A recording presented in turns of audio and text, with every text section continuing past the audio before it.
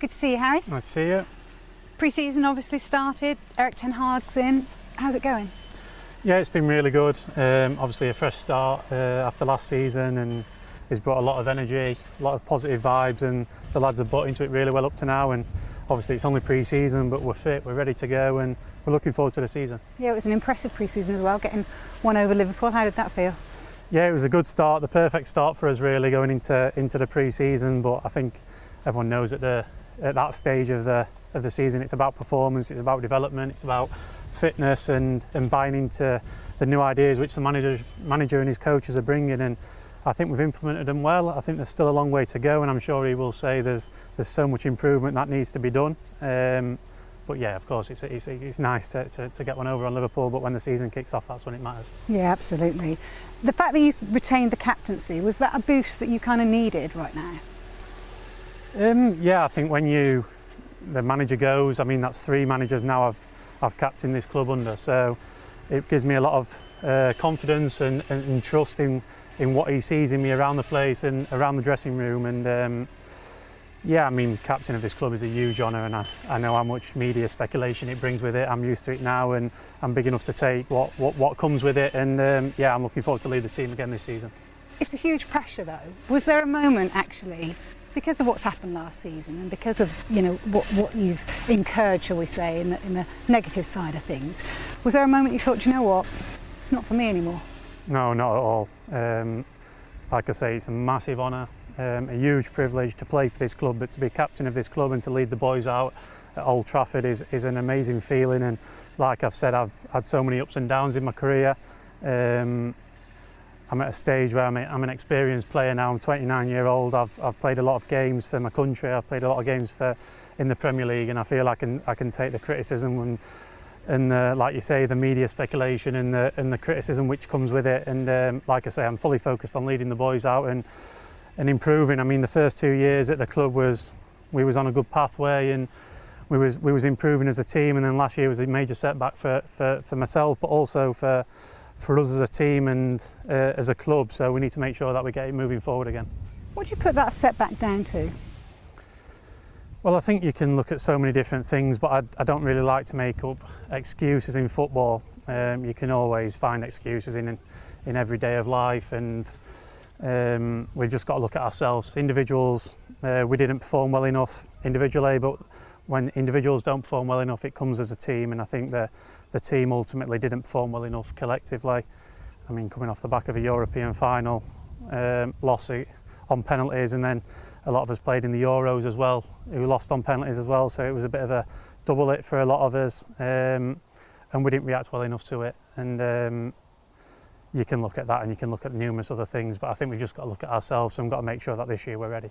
What do you do with that criticism? Where do you park it? How do you deal with it internally? Obviously everyone likes to be spoken about positively, yeah, and everyone at this club has been spoken about positively in the past, so you know that feeling, but you also know the feeling of being criticised and the way that you've got to respond. And I think that's what makes you as a player, and that's what will make us as a team. I think that's what we need to do, especially this season, bounce back from all this criticism and go out and prove them wrong. But also we need to focus on ourselves and ourselves as a group and ourselves as individuals in making the team better. Obviously making the team better means new players coming in, and a player that's come in to your exact position. Does that mean that you're kind of swap to the right as you've done before with England, do you feel? Martinez coming in? Yeah, obviously it's great to have him in the building. The more players the better, that's how I look at it. Bring as many as you can in to help us compete for the major trophies. That's what I want for this club. I want this club to be successful and to win trophies, and the more competition, the higher quality of player that we have will enable us to do that. So no, first and foremost, it's great to have him in, and I've played on left and right throughout all my career. I've started on the right from a young age, and then I think I moved over to the left towards the end of my Leicester, and I stayed there and played a lot on the left and right wing. I don't really have a preference. I know a lot of people do have preferences in terms of where they want to play, but I've played both throughout my career numerous amount of times, and I have with England, played left and right with England, and you know, I'm as long as I can help the team and be involved, that's what I look for. What is a good season for you guys? If you look at it, when you look back at the end of next season, what will you say has been a good season? Yeah, of course, this club's all about winning trophies, but there's also got to be a realistic. And where we finished last season and where we was last season, we've got to look for huge improvement. Last season was nowhere near acceptable for this club. We got knocked out of cups early. We didn't give our fans anything to look forward to. And yeah, I think we've got to make sure that we're in these competitions for large parts of the season, and come March time we're still playing in these major competitions and major games, because last season, the last 2-3 months of the season, we're playing Saturday, and this club's not used to that, and this club shouldn't be doing that because we was out of every cup.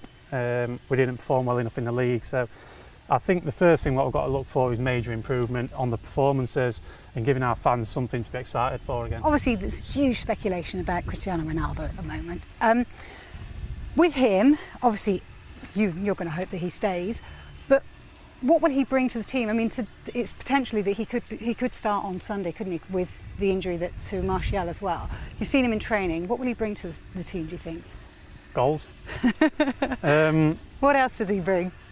Listen, Cristiano's a magnificent player and a magnificent character to have around us. So much. I know what it's like to have a lot of media speculation around myself, but he takes the majority of it, yeah. And everything he does is obviously scrutinised to a degree. So, do you think it's fair, the fact that the big players get so much scrutiny? Well, I think that's what you get when you play for this club. The size of the club. On the other hand, when things are good, you get a lot of praise. So that's football. You brought the rain. I know, yeah, typical Manchester. Eh? I know, it's crazy. I just wanted to get your opinion on the Euros, because obviously the women were incredible. What did you think of it?